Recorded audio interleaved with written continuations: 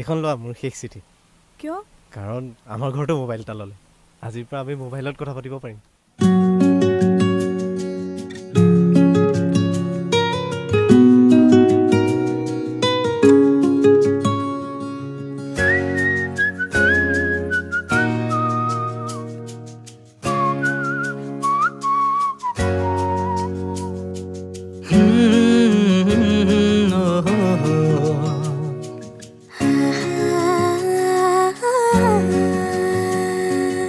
এফুটা হাঁহিৰে হাঁহি সামৰিলে হিয়া মোৰ মৰহি যায়।